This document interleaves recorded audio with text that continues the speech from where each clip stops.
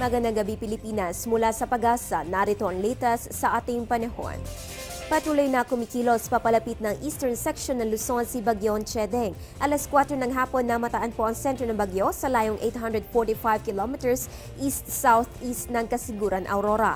Taglay nito ngayon ang lakas ng hangin na 140 kilometers per hour malapit sa gitna at pabugsong umaabot ng 170 kilometers per hour. Kumikilos po ang bagyo pa west-northwest sa bilis na 19 kilometers per hour.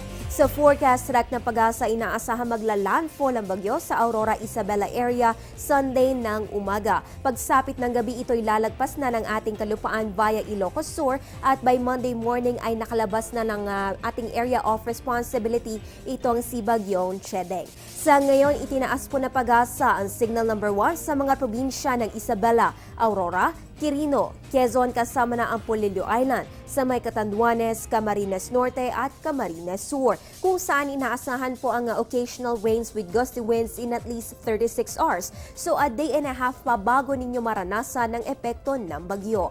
Ayon sa Pag-asa, posible ring isailalim na sa signal number 1 ang Cagayan, Nueva Ecija, Nueva Vizcaya at Cordillera region in the next 12 hours, kaya mag-monitor ng weather updates. Samantala, magandang panahon pa rin ang nararanasan ng buong Pilipinas ngayong Biyernes Santo. Kasabay nito, nakataas naman po ang gale warning dito sa may eastern section ng Bicol region at ng Visayas, kung saan inaasahan ang maalon hanggang sa napakaalon na kondisyon ng karagatan. Sa iba pang detalye, posible magdala ng storm surge na may taas na 2 metro itong si Bagyong Chedeng. Paano nga ba natin ito maaagapan? Una, magtanim ng mga bakawan. Iwasan ang pagtatayo ng mga infrastruktura sa mga no-build zones. Gumawa rin ng evacuation sites sa matataas na lugar. At syempre, gumawa ng sistematikong evacuation at rescue plans. Ano naman ang gagawin kung alam nyong na posible magkaroon ng storm surge sa inyong lugar? Alamin po ang mga local emergency hotlines. Ihanda ang emergency survival kit. Mag-monitor ng weather conditions at kumpunihin o ayusin ang inyong tahanan at lumikas kung kinakailangan. Kung kayo naman ay naabutan ng storm surge, manatili sa pinakamataas na posisyon sa inyong bahay malayo sa mga bintana, lumayo sa floods and coastal areas, at pagsamahin ang inyong pamilya at manatiling kalmado. Iwasan rin ang paglabas ng inyong tahanan. Pagkatapos naman ng isang daluyong, siguraduhing malinis ang inyong pagkain at inumin. Kumuha rin ng mga litrato ng inyong properties na cover ng insurance. Sumali sa mga clean-up activities at i-check ang kalagayan ng inyong bahay. So ilan lamang yan sa mga bagay na dapat inyong gawin bago, habang at pagkatapos ng isang storm surge sa inyong lugar. Samantala, Blood Moon ngayong Sabado. Ang detalye, antabayanan sa aming pagbabalik. Air 21 online booking. Book, pay, ship. www.onlinebooking.air21.com.ph. The first complete online platform for shipment booking, payment, and package pickup and delivery in selected areas in the Philippines. Another innovation by Air 21.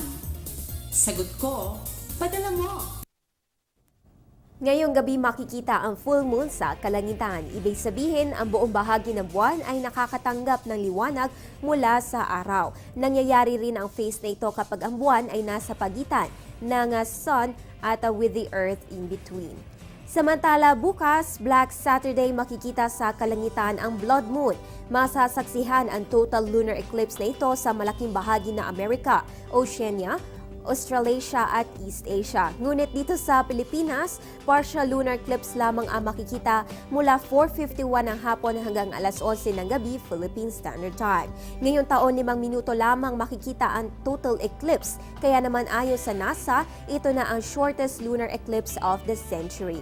Ayon sa Pag-asa, hindi na po kailangan gumamit ng protective filters sa inyong mga mata para tignan ang naturang lunar eclipse. At para naman bukas, Sabado de Gloria, sisikat po si Haring Araw 5:50 na umaga at lulubog naman 8 minuto makalipas ang alas 6 ng gabi. At yan ang latest mula dito sa Pag-asa. Ugaliin mag-monitor ng weather conditions sa pamamagitan ng Panahon TV Facebook at Twitter accounts. Antabayan na rin ang aming susunod na update mamayang alas 10 ng gabi. Ang update na ito ay hatid sa inyo ng Panahon TV Express kung saan walang pinipiling panahon ang pagbibigay impormasyon. Ako po ang inyong weather girl April Enerio. Magandang gabi.